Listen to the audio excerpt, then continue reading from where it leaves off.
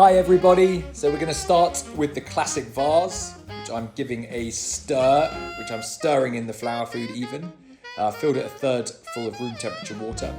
Then I'm placing my two roses opposite each other and my two alstroemeria on either side of those. Do make sure to remove lower leaves that sit below the vase neckline. In go my limonium, creating a nice fluffy nest in the middle, which will now allow some phlox to nestle in amongst it. I've got one amazing Santini, really cool variety that one, and then one lily as well. Again, everything at slightly different heights, creating a slightly asymmetrical look, which I rather like.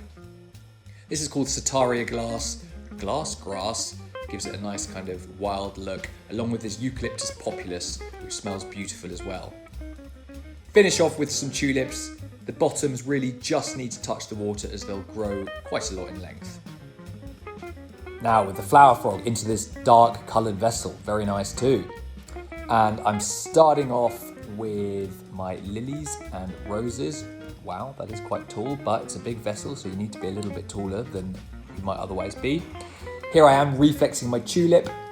And what you're just trying to do is trim everything to different heights and create something that looks a little bit asymmetrical, a little bit more sculptural, maybe a better word for it.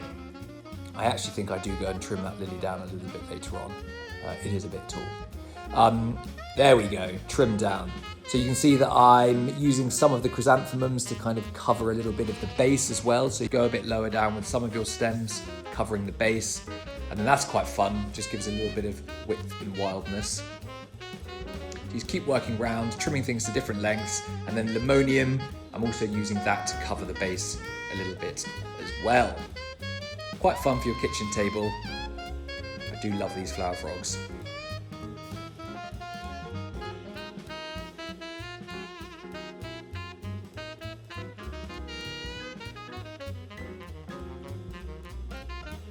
And moving on to the bud vases, so I've got 3 Freddy's Flowers bulb vases, they're called, and trimming my roses to different lengths. They look quite fun in the slightly shorter vases.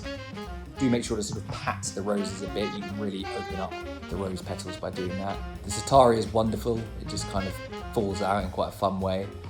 And then breaking up my Eucalyptus populus and just tucking little bits of that in along with this limonium as well. And it looks very, very pretty, and you can kind of put them wherever you want in your house. Thank you very much for watching.